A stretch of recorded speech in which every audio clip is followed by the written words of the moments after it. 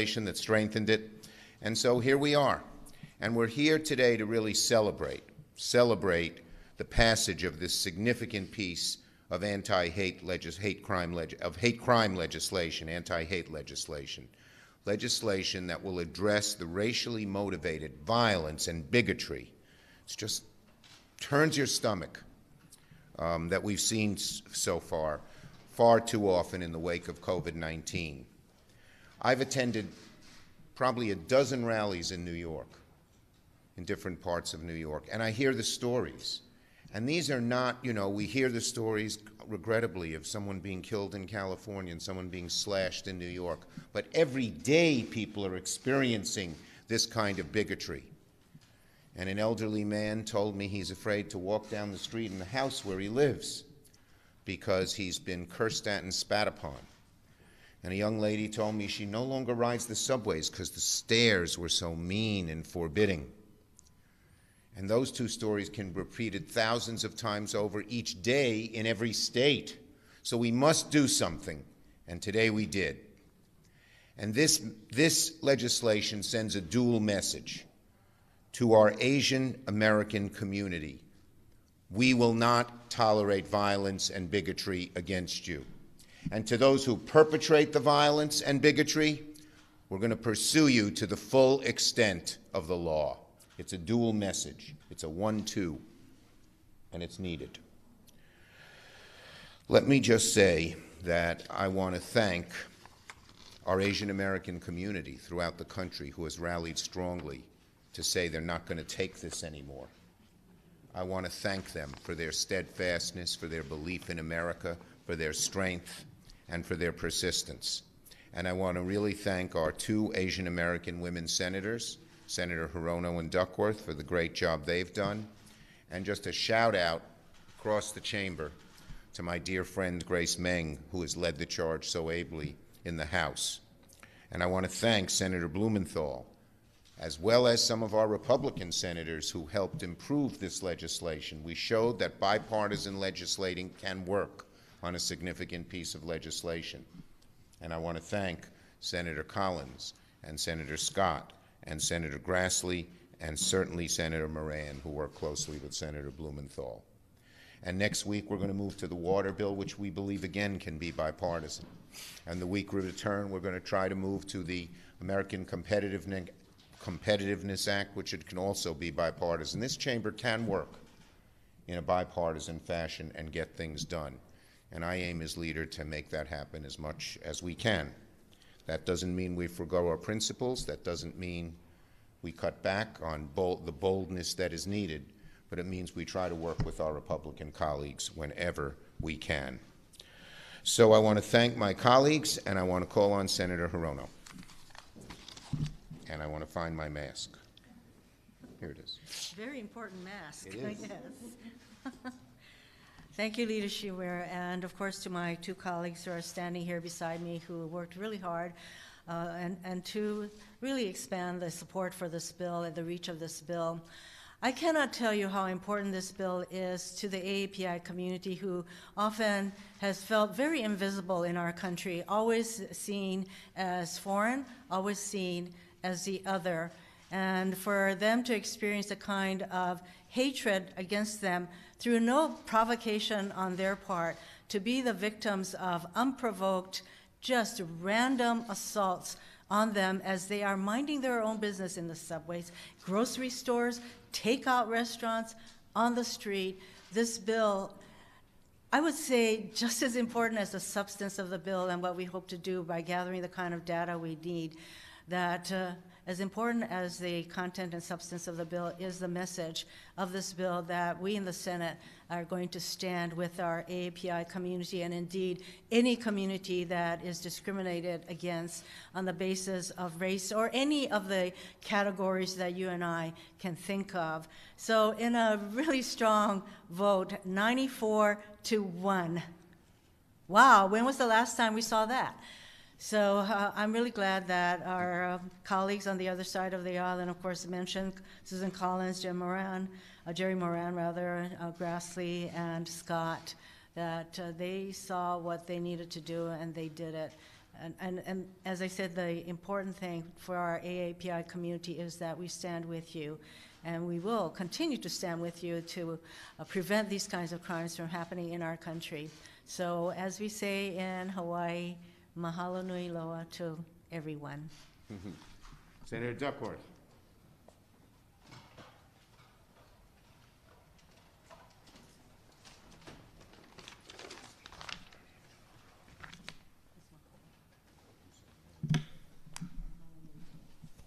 Thank you. Well, about 3 weeks ago, my mom came home from my 80-year-old mom came home from the grocery store, visibly upset, because and I asked her what had happened, and she had been harassed by the grocery store clerk who kept pushing her away as she was trying to buy some grapes. And she was trying to pick out grapes, and she was told, go stand over there. And so she moved over, and they said, no, go stand over there. And it just kept hassling her, and this happens all the time. And my mom finally confronted the grocery store clerk and said, listen, I'm just here to buy grapes for my granddaughter's lunch. I'm not here to fight you. Just let me buy the grapes. And this bill will allow me to go home and tell my mom we did something about it. And this bill tells the AAPI community, who are seen as the other, who are often asked, where are you from, really? And I've had that happen to me while wearing the uniform of this nation with her flag on my shoulder, been asked, where are you from, really? Yeah, your dad has been here since before the revolution, but where are you from? This tells the AAPI community, we see you, and we will stand with you, and we will protect you.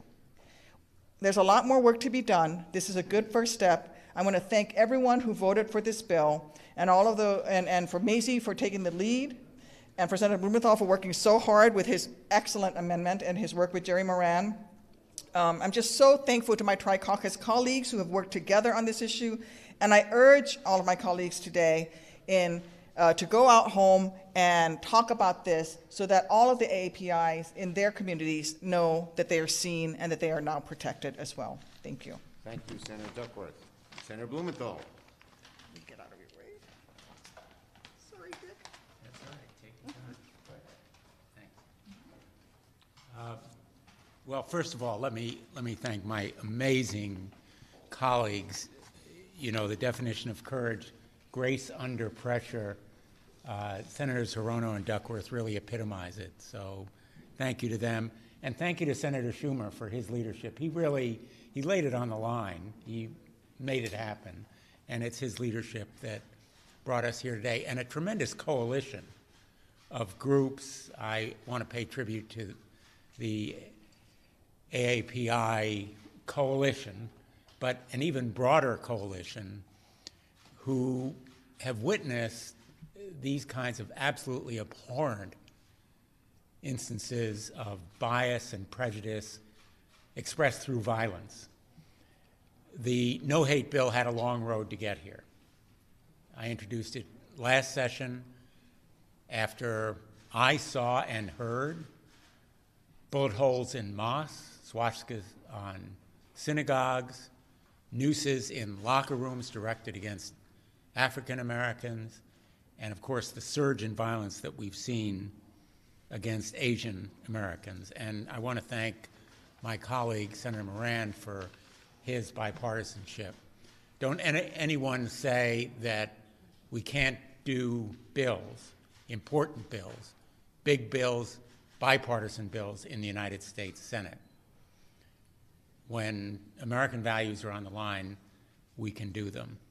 And the kind of action that we've seen today will enable more reporting, which is more prosecution and more deterrence. We know deterrence is necessary because of the surge in numbers, but also Khalid Jabara and Heather Heyer. The no-hate bill is named for them. The anniversary of their deaths, 5 and 4 years ago, should remind us of the work that we have still to do against bigotry and bias and hate crimes in America. Thank you. Thank you, Richard. We'll take questions. Henny? Yes. Senator Blumenthal was just talking about the importance of more prosecution and more deterrence. Some people found and it's not actually doing anything to curb the crimes, how do you respond to that? And Well, are you open to tightening prosecution? well, we certainly look at any other alternatives, but when you have someone placed in the Justice Department whose sole job is to focus on anti-Asian violence, pointing it out and recommending where prosecution is appropriate, I believe this will greatly increase prosecution against against those who have anti-Asian violence, who perpetrate it. It also provides for better penalties. It provides for hotlines for local prosecutors. It provides for training. Yes, more reporting, but also strengthening law enforcement against it. And it expresses this administration's determination. An Attorney General who said in his confirmation hearing, in response to our questions, hate crimes tear at the fabric of America. He is committed to enforce hate crimes prohibition. Yes? Semi-related question. Okay. Semi-related because it's about bipartisanship, which this was a big bipartisan accomplishment. Yes.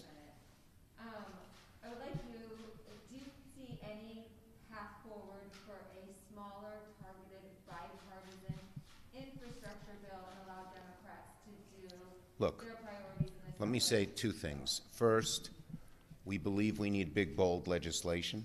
We believe it has to be green. We believe that should not be paying for it should not be on the backs of working people. But we're willing to work with Republicans whenever we can to achieve that goal. But big, bold legislation is our number one goal. Can you respond to the Republican proposal? Well, I haven't seen it yet. The devil is in the details. But as I said, any infrastructure proposal has to be green and cannot be paid for on the backs of working people. We'll see what their proposal does. I haven't studied it yet. Yes? Is there a path to similar bipartisanship on police reform? Some of the talks have been putting limits on qualified immunity to Well, Republicans. yep. How do you feel about that? And do you see a path to getting that? Look, I've encouraged Senator Booker to talk to Senator Scott and see if they can come up with something. They are making progress. I'm not going to get into the details of their discussions, but if we could come up with a strong bill that deals with the systemic bias that's been in our police forces for far too long, that would be great. So I've encouraged them to talk to one another, and their discussions are making some progress. Yes. Yes, next. Just to follow up on that question, Representative Bass today suggested that leadership may soon formally bless the group to lead discussions on policing reform. Is that something you're anticipating announcing soon? And I know you've I've already encouraged, I've talked to Senator Booker on numerous occasions and encouraged him to talk to Senator Scott.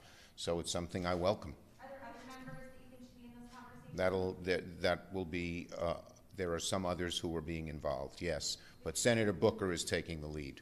Yes? Do you face a similar amendment process on the water bill next week? We'd like to, look, I hope we can have amendments on these bills. They should be germane. They shouldn't be gotcha amendments. But of course we entertain amendments on the water bill. Now, the water bill came out of committee to the credit of Chairman Carper and Ranking Member Capito unanimously. It's a significant bill. It has broad support in the country. And of course we welcome amendments to make it, to improve it. And we hope we'll spend a good number of days next week on that bill. Leader Schumer, do you expect prescription drugs and healthcare to be included in Biden's proposal next week? You know, you'll have to, I'm going to wait till President Biden makes his presentation. Leader Schumer, do you have any timeline, or do you expect to actually bring a D.C. statehood bill to the floor of the Senate? Look, D.C. statehood is something I strongly believe in. We're going to do everything we can to pass it. Yes? Following up, do you support the statehood or the self-determination bills for Puerto Rico? I haven't seen the specific, there are two bills actually out there. My view is this: there has to be a fair process undergone to determine what the Puerto Rican people want, and we would follow their lead. We have a lot of divisions within the Puerto Rican community now, is what the future should be. Yes. Did you have one already? I want to call on people who hadn't asked. No. Go ahead. Okay. So, Leader Schumer, Senator Duckworth had said this bill is a good first step, so what should the next steps? Well, we're going to look at everything and look at suggestions. This is a strong bill, make no mistake about it.